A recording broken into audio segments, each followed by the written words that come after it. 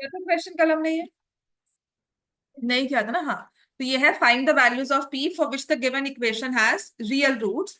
मैं ये इसलिए करवा रही हूँ क्योंकि ये एमसीक्यू में आता है। अगर एमसीक्यू में क्वेश्चन दिखेगा तो हमें कैसे सॉल्व करना है। सबसे पहले तो you'll find D, b square minus 4ac। ठीक है,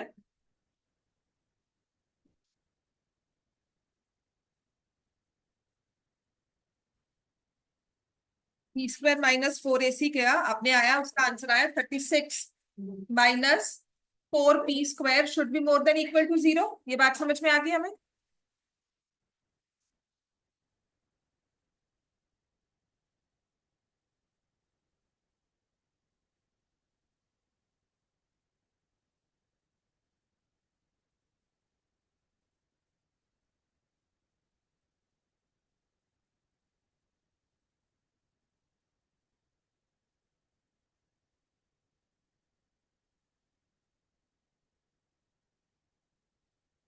समझ में आ गया ये, है ना। ये तो हमारा डी निकला, this should be more than 0। फिर आपने इसे फैक्टराइज किया तो 3 + p 3 - p। ठीक है। अब आपको पता है यहाँ पर ग्राफ में इस वाले क्वेश्चन को कैसे करना होता है। या if you just look at this value 36, ये तो इसका बहुत टेक्निकल वे, जो एग्जैक्ट हमारा वे होता है फॉर्मूला वाइज मेथड वाइज ये है। बट अगर हम इसे लॉजिकली सॉल्व करना चाहते हैं, this is the value of discriminant और ये प्लस में होना चाहिए। स्क्वायर रूट ऑफ डी होता है ना, तो square root of D should be in plus for this to have real roots, है ना। For the equation to have real roots ये वाला आंसर प्लस में होना चाहिए। अब होता क्या है, आप इसको इक्वल टू 0 कर लो। ठीक है, आपने इसे एमसीक्यू फॉर्म में सॉल्व करना है, जैसे भी सॉल्व करना है, इसे इक्वल टू 0 कर लिया। आपके पास आ जाएगा 9 = p स्क्वायर। p की दो वैल्यूज आ जाएंगी, +- 3। या तो +3 होगा p या -3 होगा, ये आता है। आपने इन दोनों वैल्यूज के हिसाब से अपने एक्सप्रेशन को चेक करना है। ठीक है ना। देखो मान लो अगर p जो है वो 3 से बड़ा हो जाए, ये हमारा थोड़ा सा माइंडफुल एक्सरसाइज होगी। p की वैल्यू 3 आई, p की वैल्यू -3 आई। तो आपने क्या किया, आपने मान लो वैल्यू p की ले लिया एज 4। इफ यू टेक, और हमें पता है कि हमें d को मोर देन 0 करना है, तो 36 minus 4p square should be more than 0। Equal to 0 तो 3 - 3 पे हो ही रहे हैं। ठीक है। अब आपने क्या किया, p की वैल्यू 4 ली। इफ यू पुट 4 हियर, 4 का स्क्वायर क्या होता है 16, 16 4 जा 64। तो 36 माइनस 64, एक नेगेटिव वैल्यू आ गई। मतलब मुझे 3 का इस साइड वाली वैल्यू नहीं लेनी। बात समझ में आ गई कि नहीं आई। इस क्वेश्चन में क्या करना है हमें, आपके पास the question says that you have to find. देखो बिल्कुल आराम से अगर हम करते हैं, हमारे पास ना ये वाला एक पॉलिनोमियल दिया हुआ है जिसमें लिखा है p(x²- 6x + p has equal to 0 has real roots. जब भी रियल रूट्स की बात की जाएगी और इक्वल रूट्स नहीं मेंशन होंगे, तो हमेशा एक रेंज ऑफ वैल्यू आएगी, एग्जैक्ट पिन पॉइंट वैल्यू नहीं आएगी। वो रेंज क्या है। ठीक है। आपने क्या किया, आपने डी फाइंड किया। डी क्या होता है, b² -4ac। क्या आ गया, -6 का स्क्वायर 4 × p × p, है ना। क्या आ गया 36 माइनस 4p। क्लियर हो गया। अब मुझे पता है अगर रियल रूट्स चाहिए तो d should be more than 0। तो जिससे हुआ 36 minus 4p² should be more than 0। इसको अगर रीअरेंज करती हूं तो कुछ इस तरह से आएगा। अगर मैं आपसे सिर्फ इसमें ग्राफ के बेसिस पर इसको एनालाइज करते हैं, सिर्फ ग्राफ के बेसिस पर इसको देखो, -4p² + 36। ठीक है, -4p² + 36। अच्छा, क्वाड्रेटिक पॉलिनोमियल का या क्वाड्रेटिक इक्वेशन का ग्राफ क्या बनता है, पॉलिनोमियल का ग्राफ क्या बना था, क्या बोलते हैं उसको, पैराबोला, है ना। पैराबोला दो तरह का होता है, कौन सा? अपवर्ड होता है, डाउनवर्ड होता है। अपवर्ड कब होता है? जब ए पॉजिटिव होता है। और डाउनवर्ड कब होगा? जब ए नेगेटिव। यहाँ पर ए पॉजिटिव है, नेगेटिव? नेगेटिव है ना, तो डाउनवर्ड स्लोपिंग होगा। इसकी जीरोस बता सकते हो क्या होंगी?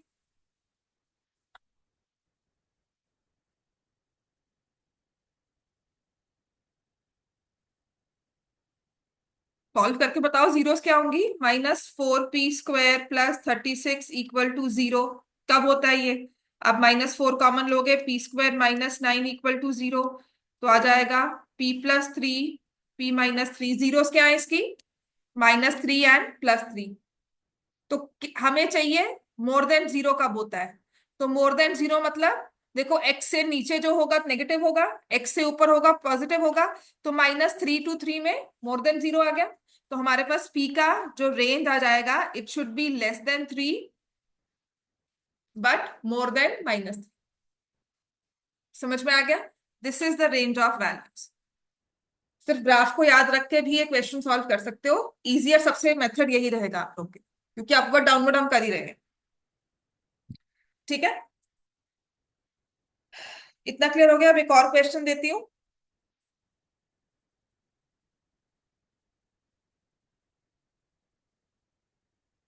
क्लियर है सबको? अब इसमें भी कहा गया है, the roots of this equation are real and distinct. The roots are real and distinct. Distinct का मतलब क्या हुआ? डिस्क्रिमिनेंट जो है डिफरेंट है ना। डिस्क्रिमिनेंट क्या होगा? अच्छा, डिस्टिंक्ट का डिस्क्रिमिनेंट पे क्या इफेक्ट होगा? वो क्या नहीं हो सकता? नेगेटिव नहीं हो सकता और जीरो नहीं हो सकता। उसको पॉजिटिव प्लस वाला नंबर ही लेना है ना। तो अगर इक्वल टू है ना, वो आप नहीं लोगे। More than equal to. तो आपको बताना है कि यहां से चारों में से कौन सा वैल्यू आप मार्क करते हो।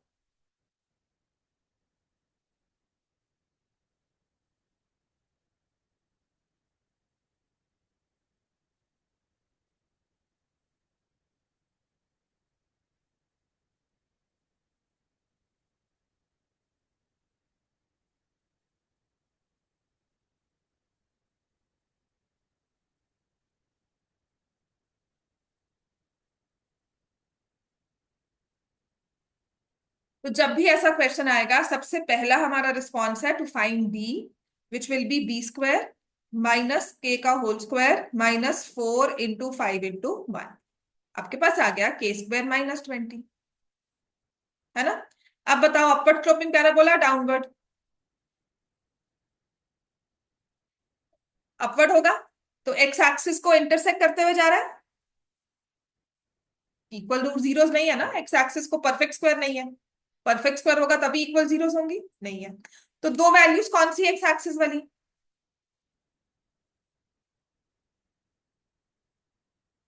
ये तुम्हारे पॉलिनोमियल चैप्टर में से भी आता है। इसकी जीरोस बतानी है तो क्या होगा?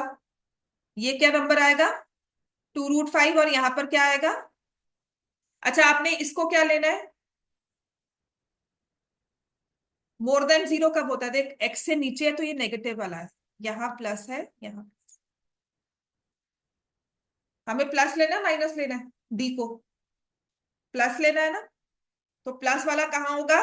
या तो इस वाली तरफ जाओगे, -2√5 से छोटा लोगे, या +2√5 उससे बड़ा लोगे। तो आपके पास या तो इससे बड़ा या इससे छोटा। Answer will be either b और सी। ये 1 मार्कर्स में ही आएगा, बट इसको ऐसे ही सॉल्व करना है। बात समझ में आ गई? एक और क्वेश्चन देती हूँ। बात समझ में आ गई हमें ये? ऋषभ, दिया और ओजस्वी ऑनलाइन क्यों आए हो आज?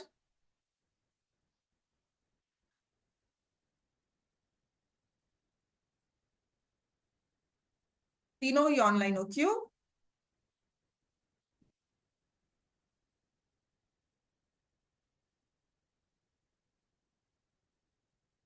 The given equation has non-real roots, then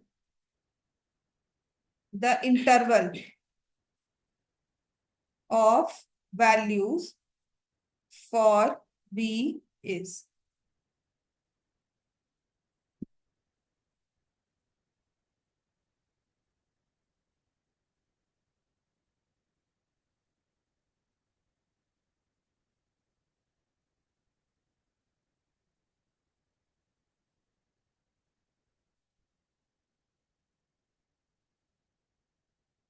के बाद एक और क्वेश्चन, फिर आपकी स्टेटमेंट प्रॉब्लम्स डिस्कस करनी है जो रह गई थी।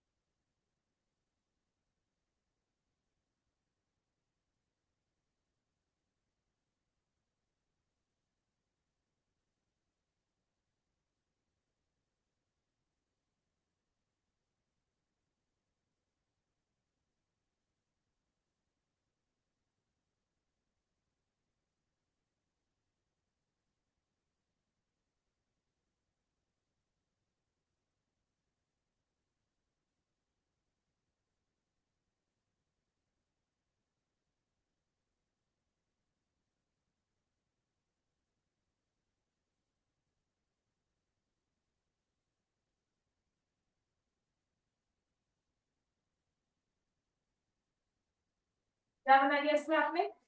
बी क्या है? डी सॉरी, डिस्क्रिमिनेंट क्या निकला है हमारा?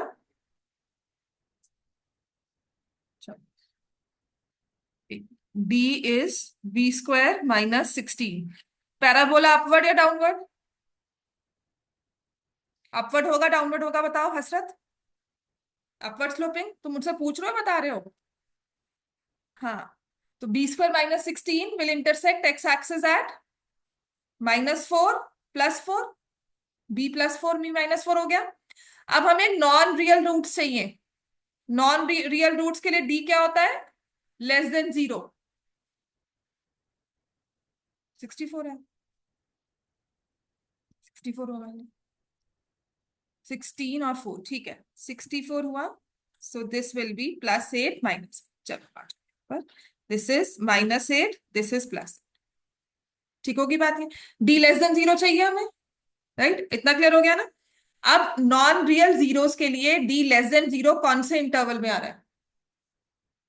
ये देखो, यहां x से नीचे, ये x एक्सिस है हमारी, यहां x से नीचे है, तो यहां पर क्या हो गया? नेगेटिव। यहां क्या हो गया? पॉजिटिव। और यहां भी क्या हो गया? पॉजिटिव। तो हमारे पास रेंज ऑफ इंटरवल्स या वैल्यूज ऑफ इंटरवल्स क्या आ रही है? नेगेटिव कब होगा? -8 से बड़ा होगा, 8 से छोटा होगा। ठीक है, तो b <<8 नहीं है, b <<8 <8। ये बात ठीक होगी बात ये। इतना क्लियर है? ये सिर्फ 1 मार्कर्स में एक पॉसिबिलिटी कवर कर रहा है और ग्राफ के बेसिस पर ही आप ऐसे आंसर कर सकते हो। सबसे बेस्ट यही रहेगा। अब एक इक्वेशन ऐसा कुछ दिया हुआ है कि द गिवन इक्वेशन, जो कि लिखा हुआ है x² + 11x + 6k = 0 has rational roots। The given equation has rational roots. So find the smallest value of k।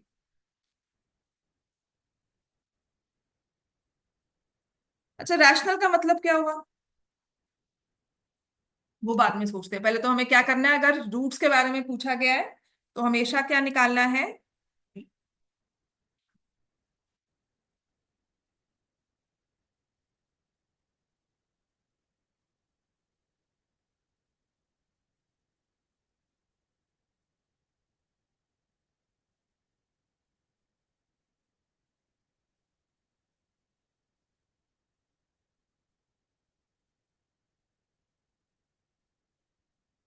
Rational roots के लिए डी क्या होना चाहिए?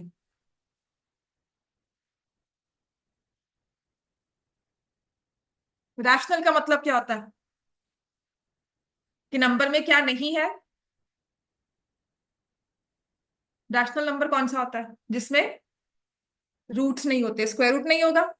तो रैशनल का मतलब जब हमारे पास यहाँ पर x की वैल्यू आ रही है ना, -b plus minus square root of d upon 2a, ये d क्या होना चाहिए?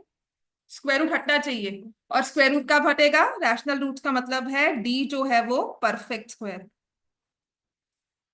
रैशनल का मतलब है D should be a perfect square.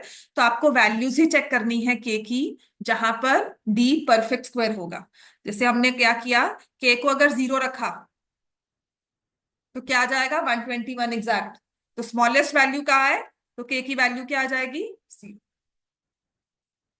Even if you take -1, -2, ठीक है, स्मॉलेस्ट वैल्यू में भी ना they should specify integer value. Let me see, question ऐसा ही होगा, स्मॉलेस्ट इंटीजर वैल्यू होगी। अगर आप के को 0 रख दोगे तो 121 हो जाएगा, और ये परफेक्ट स्क्वायर से हमारे पास रैशनल जीरोस आ जाएंगे। अदरवाइज द क्वेश्चन वाज,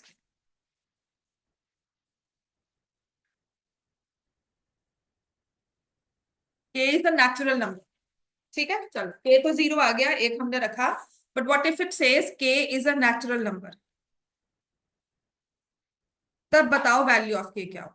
ठीक है, के इक्वल टू 0 तो हमने एक ऑप्शन ले लिया कि के की वैल्यू 0 रखनी है, पर k should be a natural. So you have to take the value 1 2 3 4 5 6 ऐसे ही लोगे ना।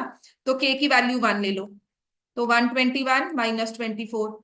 के की वैल्यू 2 ले लो, 121 -48। कब आपके पास परफेक्ट स्क्वायर बन के आएगा? तो यहां पर ये हो जाता है 97, नॉट अ परफेक्ट स्क्वायर। यहाँ 48 माइनस करोगे, 73, again not a perfect square.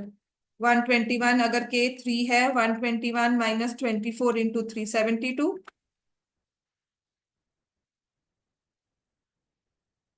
क्या बनकर आएगा?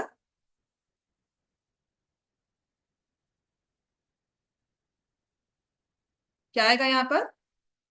49 परफेक्ट स्क्वायर हो गया ना। मतलब अगर के को आप 3 रखते हो तो ये परफेक्ट स्क्वायर बनकर आ रहा है नेचुरल नंबर में, है ना। तो हमारे पास के की वैल्यू क्या आ जाएगी? 3। बात समझ में आ गई? आपके लिए वैसे है तो, इन अगर सिलेबस देखो तो रियल रूट्स इक्वल रूट्स ही हैं। बट फॉर एमसीक्यूज और बेस्ड ऑन पैराबोलाज ना, कि शेप को देखो और वो आप डाउनवर्ड नेगेटिव किस इंटरवल में हो रहा है, तो हमारे पास वो एमसीक्यूज बनकर आ रहे हैं जो एक दो मैंने आपको करवाए हैं। अगर ऐसा कोई क्वेश्चन आएगा तो आपने सॉल्व कर लेना है। नेक्स्ट आते हैं, एक हमारी सब there were some questions which were left, right. जैसे कि आपकी वर्कशीट में ही क्वेश्चन दिया हुआ है, सॉल्व द इक्वेशन, या कहा जाता है find the value of x. ये ना एमसीक्यू फॉर्म में आया हुआ है, find the value of x. 4 options दिए हुए थे। जब भी एमसीक्यू में आएगा ना तो आपको एक्स की वैल्यू निकालने को कहा गया है या सॉल्व करने को। तो आपके ऑप्शंस में ना एक्स की वैल्यूज होंगी, पुट करो। जैसे यहाँ पे 1 -1 कुछ दिया हो या 1 2 दिया हो, आपने हमेशा क्या करना है, एक्स की वैल्यूज को पुट करके then you have to solve. समझ में आ गया?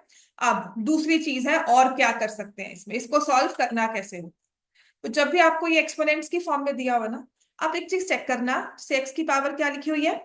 2/3। यहाँ की लिखी हुई है 1/3। ठीक है, this is not a quadratic equation, but it can be reduced to a quadratic equation. कैसे? आपने x raise to power minus x raise to power 1/3 को वाई लिया। अब अगर स्क्वेयरिंग बोथ साइड्स कर दोगे तो ये बनकर आ जाएगा। क्लियर हो रहा है ये? तो ये हमारे पास बन जाता है y² + y -2 इक्वल टू।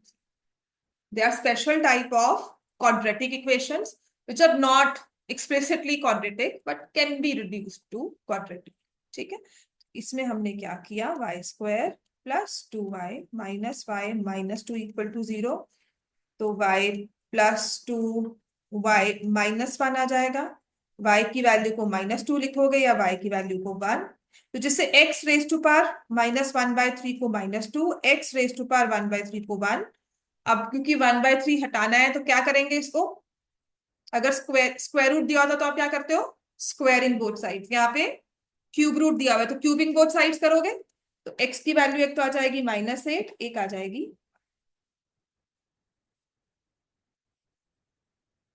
ठीक है। ये एमसीक्यू फॉर्म में एक बार पेपर में आया था। उसने कहा था सॉल्व फॉर एक्स, चार ऑप्शंस दिए हुए थे। सबसे इजी था कि आपने जैसे 1 -8 +8 ऐसे ऑप्शंस दिया होगा, या बोथ ए एंड बी करके दिया होगा, आपने वैसे ही सॉल्व करना है। खुद द वैल्यूज, जैसे आप एक्स को -8 पुट कर दो, ठीक है।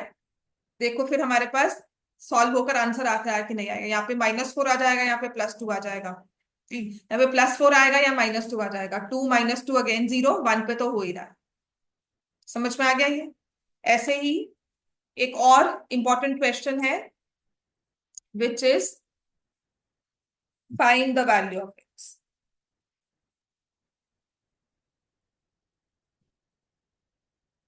7 raised to power 1 + x + 7 raised to power 1 - x, और ये 50 के इक्वल है।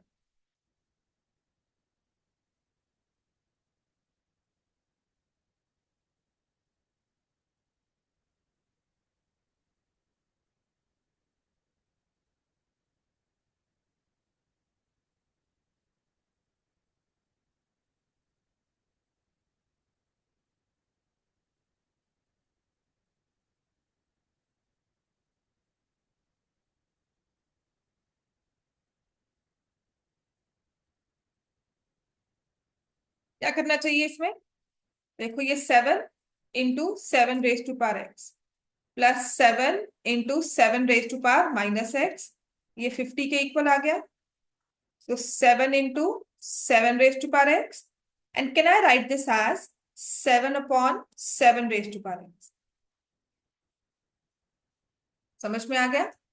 अब 7 raised to power x को आप y ले लो, क्या आ जाएगा ये, 7y + 7/y = 50। सॉल्व कर लो इसको। 7y² + 7 = 50y, 7y² - 50y + 7 = 0। Factors करोगे इसके,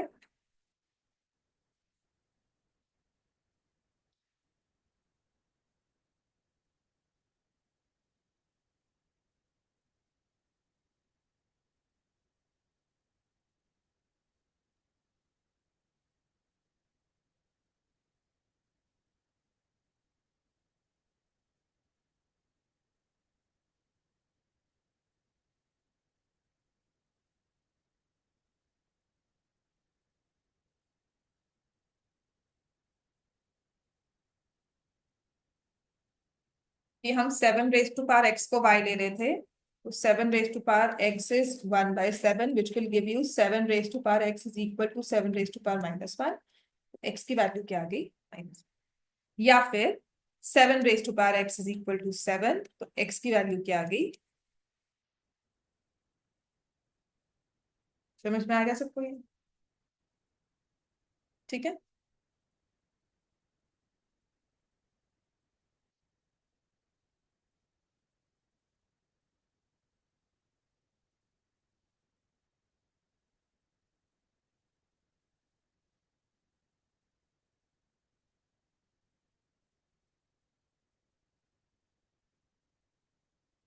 इसी के बेसिस पर ये क्वेश्चन सॉल्व कर लो।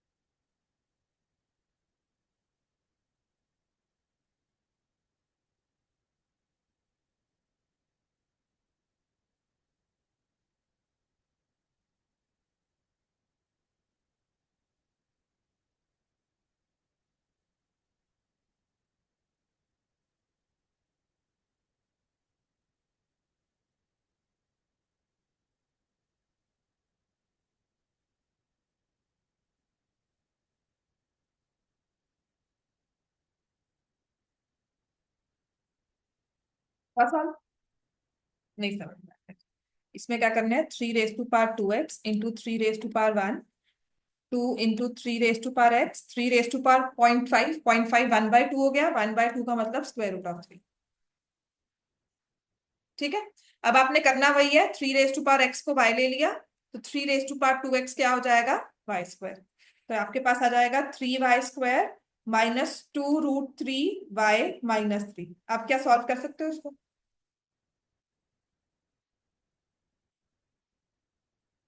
ठीक है। सो 3y², 3 इंटू 3 9 होता है, एक √3 इंटू √3 कर दिया तो एक 3 आ गया, एक 1 आ गया। समझ में आ गई फैक्टराइजेशन।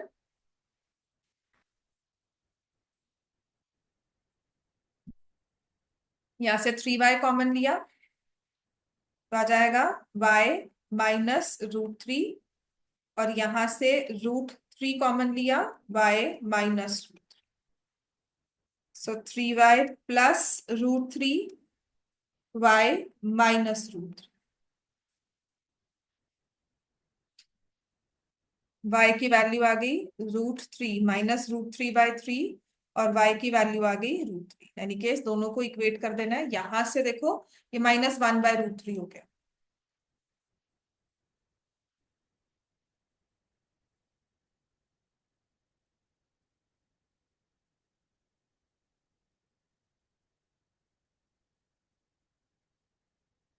तो 3 raise to power x is equal to 3 raise to power 1/2। x की वैल्यू 1/2 आ गई यहां से। लेकिन यहां पर अगर आ जाओ ना, तो आपके पास लिखा हुआ है 3 raise to power x is equal to minus of 3 raise to power -1/2।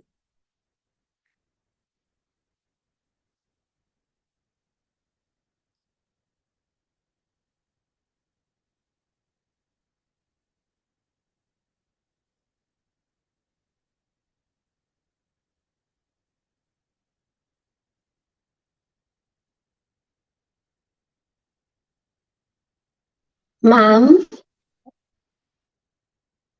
बोलो।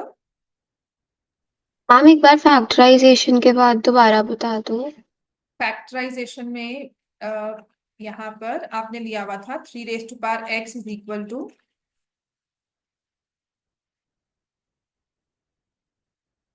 As y। So 3 raise to power 2x as y², मैंने यहाँ पुट कर दिया। तो यहां से जब इसको सॉल्व करते हो, फैक्टराइज कर दिया। ठीक है। तो मेरे पास यहाँ पर आ जाएगा, जब कॉमन लिया 3y कॉमन लिया, y -√3, और यहां से √3 कॉमन लिया, y -√3 इक्वल टू 0। फैक्टराइजेशन में मेरे पास आता है 3y प्लस √3 और y -√3 इक्वल टू 0। तो y की दो वैल्यूज आएंगी, एक होगा √3 के इक्वल, और एक होगा -√3/3 के equal। समझ में आ गया। अब उसके बाद हमें क्या करना है, हमने 3x को y लिया था, तो यहां से x की वैल्यू डायरेक्ट लिया जाती है 1/2। यहां पर आ जाओ, 3 raise to power x is, इसे कैंसिल करोगे तो √3 आ जाएगा, -1/√3 हो गया।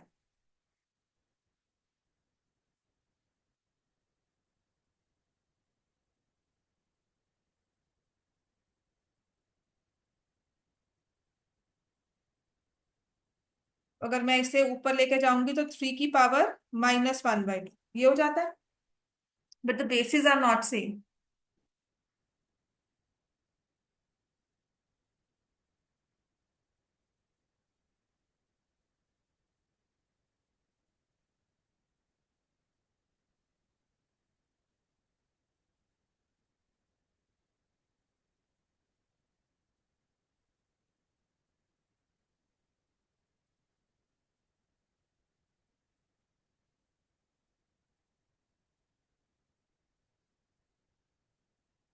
तो एट द मैक्सिमम हम क्या कर सकते हैं इसमें, इसको 3 की यहाँ -1 है, अगर मैं इसे +1 भी लिख रही हूँ, तो I can at the maximum make it 3 raise to power 0।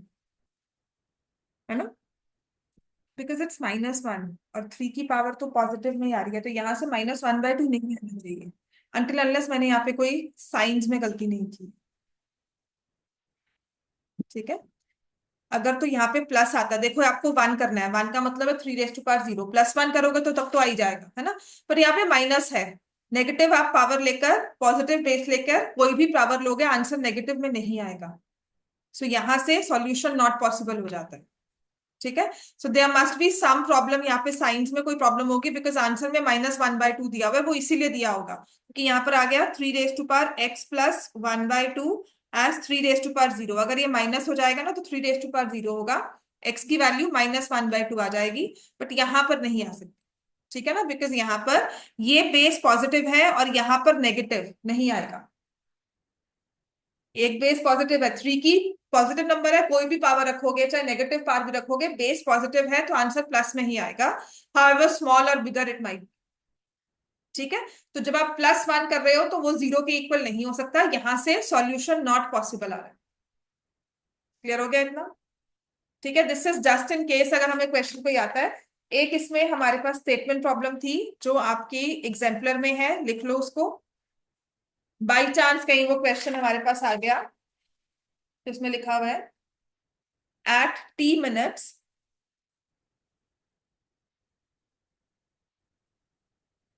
past 2 p.m. the time needed by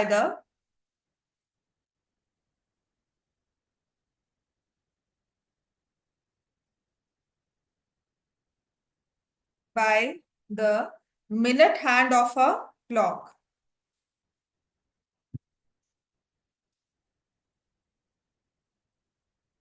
to show 3 p.m. was found to be 3 minutes less than t² by 4 minutes. Find the value of t.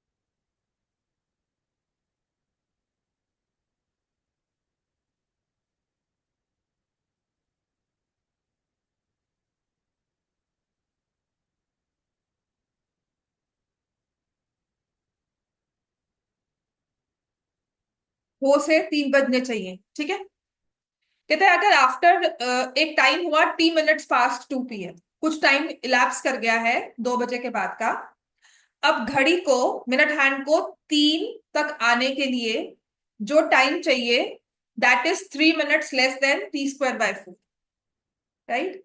So how many minutes between 2 to 3? 2 से 3 में कितने minutes होते हैं? 60 minutes.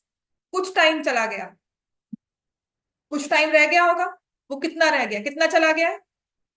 T, और कितना रह जाएगा? If I से 20 minutes past 2 p.m., है ना? अब सिंपल सी बात समझो, सिर्फ इसमें ये समझने वाली मुश्किल है और कोई क्वेश्चन मुश्किल नहीं है, nothing difficult with this question, just एक बार समझना। अगर मैं लिखती हूँ 10 minutes past 2 p.m., एक पीरियड चल रहा होता है, 3 बजने पे बेल होगी, आप देखो बहुत बोरिंग क्लास है और आपको लग रहा है 2:20 क्लास हो गया, 2:10, क्या कहते हो 3 बजने में कितना टाइम रहता है, कितना रहेगा? 20, 3 बजने में 40 मिनट्स, है ना, कभी कभी ना 40 मिनट्स पे बेल हो जाएगी, कितना टाइम रह गया? टाइम होता है 2:55 p.m., 3 o'clock बेल होगी, तो आप क्या कहते हो, कितना टाइम रह गया? 5 मिनट। वो कहते हैं 3 मिनट्स पास कर चुके हैं, कितना टाइम रह गया? 60 - t। और ये किसके इक्वल है? t²by 4 - 3। बस यही है इस क्वेश्चन में, और कुछ भी नहीं है। At t minutes past 2 p.m., time needed by the minute hand to show 3 p.m. was found to be 3 minutes less than t square by 4. Solve कर लो, सिर्फ यही है इस क्वेश्चन में और कुछ नहीं है, बस इस चीज को 60 माइनस टी को समझना है। रेस्ट दिस क्वेश्चन वाज, और एग्जाम्पलर का क्वेश्चन है, डायरेक्ट क्वेश्चन पेपर में कभी भी आ गया तो आपको पता है, आप सॉल्व कर सकते हैं।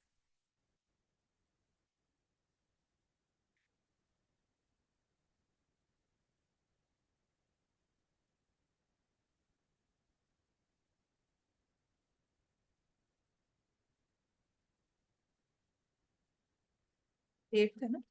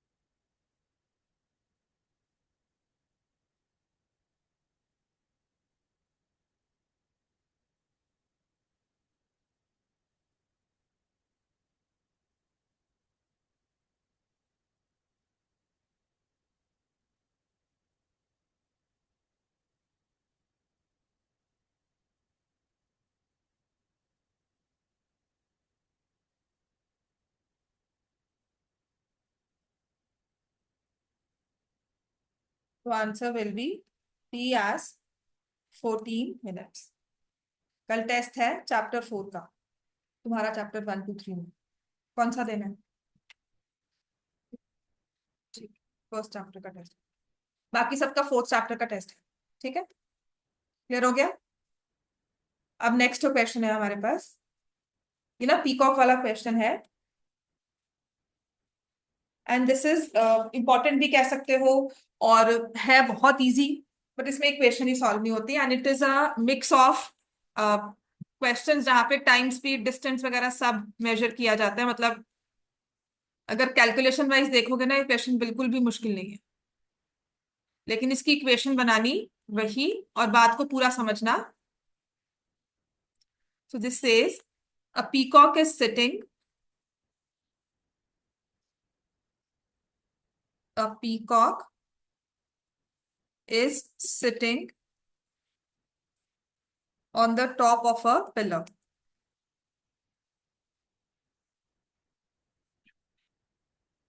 which is 9 meters high.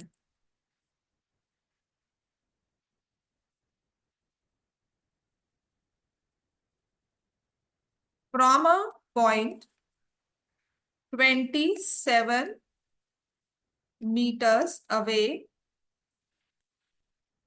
from the bottom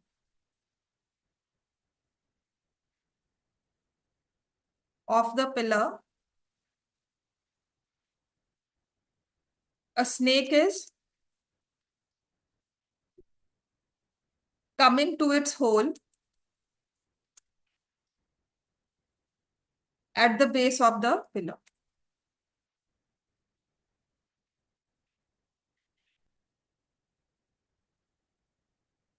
Seeing the snake, the peacock pounces on it. If their speeds are equal, at what distance from the hole is the snake caught?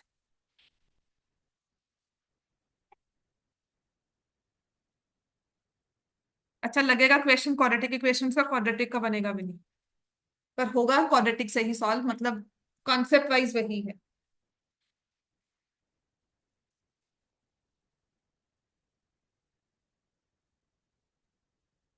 ठीक है, अब इसको visually अगर देखते हो, there is this pillar, ये ground level है, there is this pillar है, यहाँ पर पीकॉक।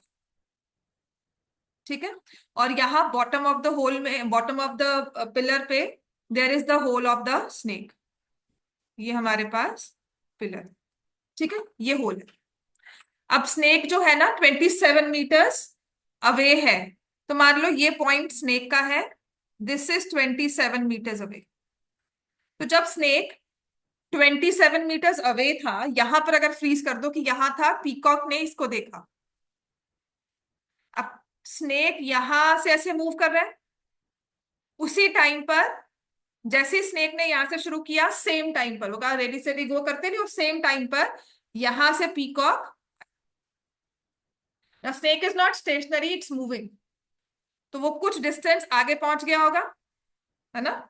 ये डार्ट और जो मूविंग वाला होता है आपका बोर्ड होता है, डार्ट बोर्ड, तो जब ये मूविंग होता है तो ऑफ कोर्स अगर यहां पर है और आप यहां पर हो तो आप ऐसे नहीं शूट करते हो, आप अंदाजा लगाते हो कि कहीं कहीं ये यहां पर आएगा और उसको शूट करते हो। होती है ना ये गेम, है ना। तो ये डार्ट बोर्ड हमारा मूविंग है, आप डार्ट को जब थ्रो कर रहे हो तो आप इस तरह से थ्रो करोगे कि जहां से वो मूव करके आता है, वो हमारी कैलकुलेशंस माइंड में होती है, और जब हमारा डार्ट वो हिट कर जाए, यही होता है ना, राइट। तो यहां से भी ऐसे ही हुआ कि स्नेक मूव कर रहा है, पीकॉक ने उस पर पाउंस किया। ठीक है, तो हम करते हैं कि let at what distance from the hole, so let me say let the snake is cot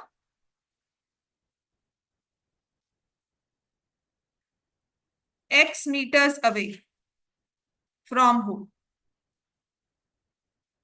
तो होल के मान लो यहां पर उसका पॉइंट ए लिया, जहां पर पीकॉक ने और स्नेक ने पाउंस कर लिया, पीकॉक ने स्नेक पे पाउंस कर लिया, और वो x मीटर्स है अवे फ्रॉम द। ठीक है, अच्छा स्नेक ने कितना डिस्टेंस कवर कर लिया होगा, स्नेक यहां था, 27 था, x रह गया था होल तक पहुंचते पहुंचते, तो कितना हो जाएगा। The only concept used here in this question is, जो मैं लिख रही हूं अब, सबसे इंपॉर्टेंट चीज इसमें यही है, सबसे इंपॉर्टेंट पॉइंट है, p a is equal to A S.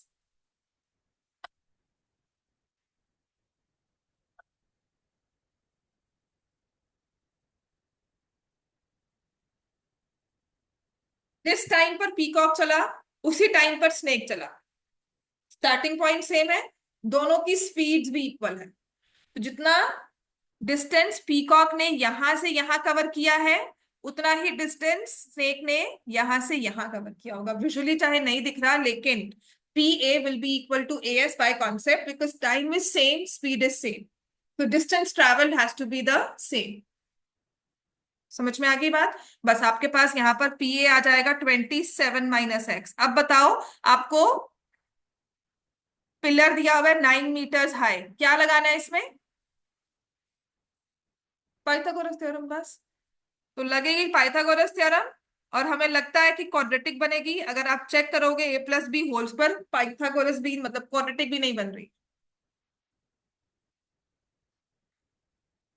X square cut जाएगा, क्वाड्रेटिक इक्वेशन भी नहीं बनेगी। तो this is an important question, peacock वाला क्वेश्चन बोलते हैं इसको। ठीक है, और अगर आप इसको सर्च करोगे, देर माइट बी सम पुरानी वाली स्टोरीज जहां होती थी ना, मॉरल स्टोरीज या कुछ ऐसा, तो ये विजुअली भी क्वेश्चन एक्सप्लेन किया जाता था, पीकॉक भी दिखा। हाँ, 7 to 9 x तो रहेगा बेटा, 54x नहीं बनाना यहाँ पे, 81 + x² 7 to 9 +x² -54x। तो क्वाड्रेटिक नहीं बन रही, लेकिन ये तो है नहीं कि इक्वेशन ही नहीं बन रही, इक्वेशन तो बन रही है, क्योंकि this is a situation which is possible practically. Minus ले लिया ना, इसको यहाँ ले लिया, इसको यहाँ ले लिया, ये आ जाएगा 8, 4 और 6, 44, यहाँ 54। इसको सॉल्व करोगे तो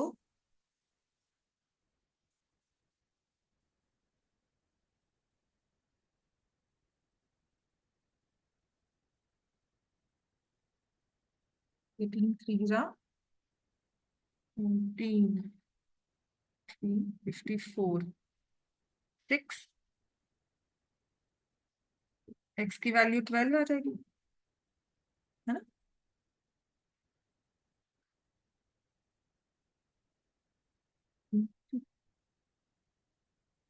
तो 12 meters away from the pole the peacock will be hot. समझ में आ गया इतना। ऐसी एक क्वेश्चन है लोटस वाला। क्लियर हो गया इतना। This also requires visualization. Erase कर दो इसको। समझ में आ गया ना बच्चे सबको, है ना। तो नेक्स्ट है एक question which is more of visually वाला। हमारा विजुअल मतलब इसमें इम्पैक्ट ज्यादा होता है। तो ये क्वेश्चंस बने कैसे थे, जब गुरुकुल सिस्टम था and there are like old books, जैसे संस्कृत में जो श्लोक्स लिखे जाते थे ना, वहां पे ये बुक मिलेगा आपको। इसमें लिखा है lotus is 2 meters above the water pond due to the wind.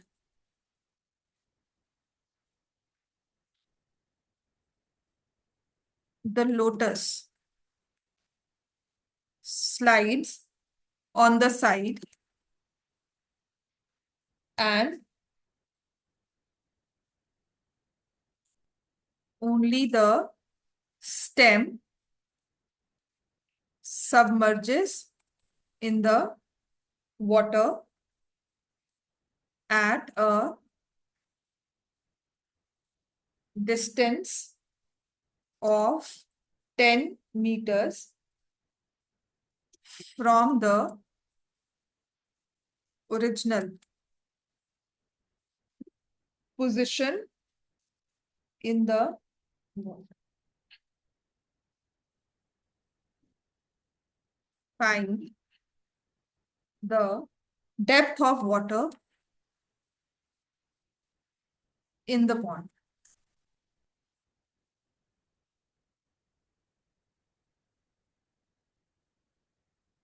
Lotus है 2 meters above the water pond।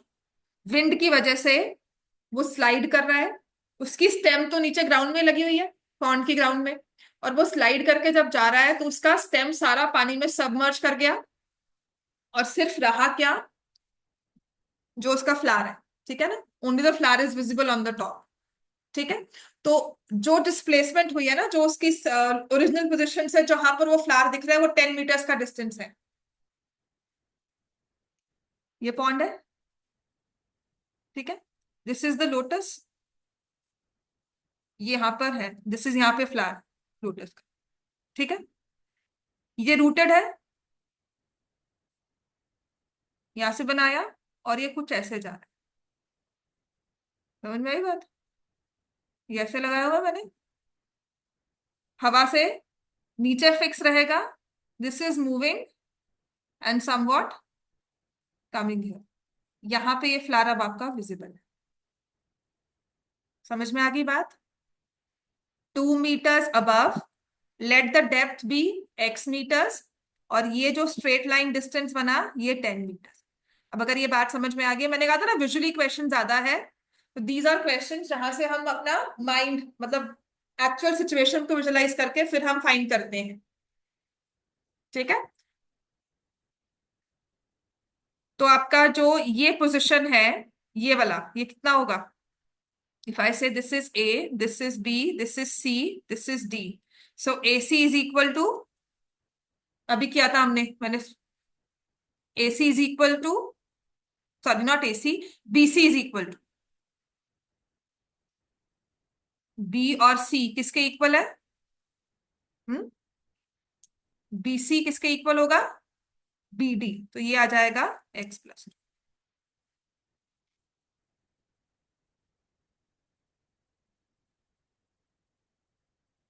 ठीक है। तो ये पाइथागोरस थ्योरम बन जाएगी। हाँ, यहाँ पर आई थिंक ये बनेगा पाइथागोरस, नहीं, यहाँ पर पाइथागोरस लगेगी, फिर से ये क्वाड्रेटिक इक्वेशन नहीं बन रही है।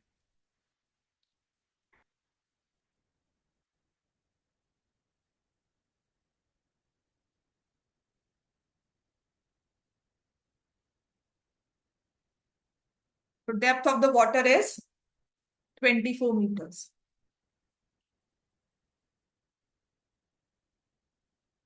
क्लियर हो गया?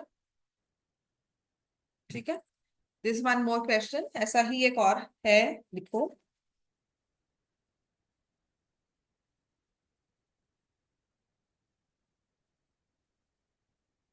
सवाल सबसे ये लास्ट क्वेश्चन लिख लो, मुझे मेरे हिसाब से फिर मैंने आपको सारे क्वेश्चंस करवा दिए हैं इसमें। इसके अलावा भी कुछ रहता होगा तो फिर वो सिचुएशन बाय ही होगा कि सेम जैसे क्लॉथ वाला क्वेश्चन होता है कि pieces some meters of cloth is bought, तो वैसे वाले क्वेश्चंस तो ना जैसे हमने वो एक्सपेंसेस वाला क्वेश्चन किया था या पिकनिक वाला क्वेश्चन किया था उसी के बेसिस पर होता है। ठीक है। नेक्स्ट लिखो, out of a group of स्वैन्स,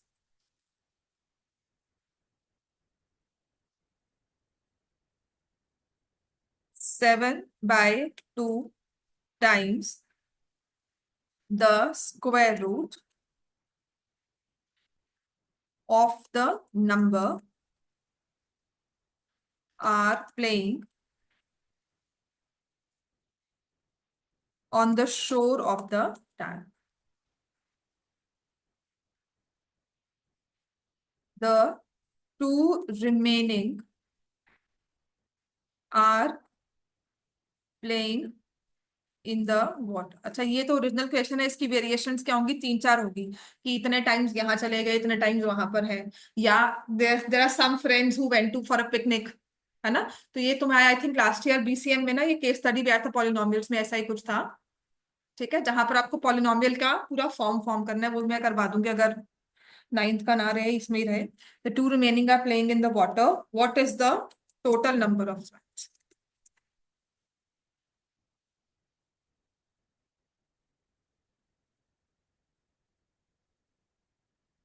ये भी स्वैन वाला क्वेश्चन ना पॉपुलर रह जाता था, इसमें भी ना दिल start with o girl. So ये कहा था कि there was a famous mathematician, मुझे नाम नहीं पता, वो आर्यभट्टा भास्कर कुछ भी होगा। So that person used to ask that mathematician should would ask questions from his daughter कि बताओ, तो उसके लिए ना जो भी क्वेश्चंस होते थे जहां पर ओ गर्ल लिखा जाता है, जहां से स्टार्ट ओ गर्ल होता है, मतलब वो क्वेश्चंस वहां से लिए गए हैं, जो उसने सीरीज ऑफ क्वेश्चंस फॉर्म किए थे as puzzles for his daughter.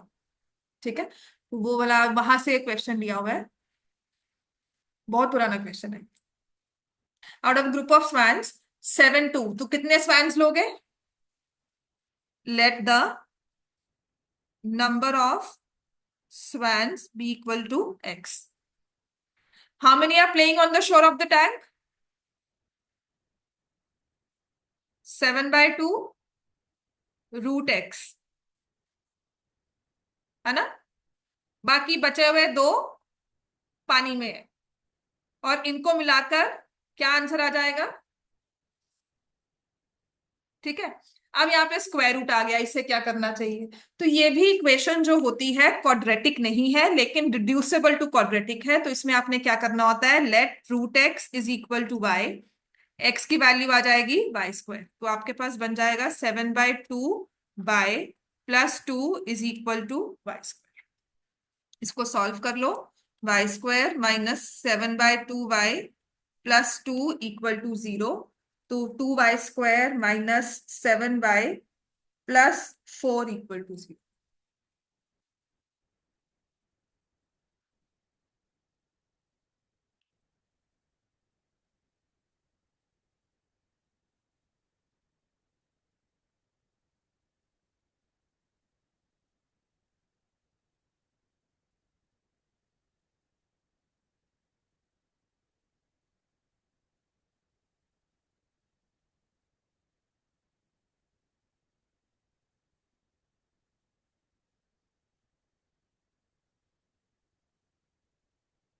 तो y की वैल्यू -1/2 या y की वैल्यू 4?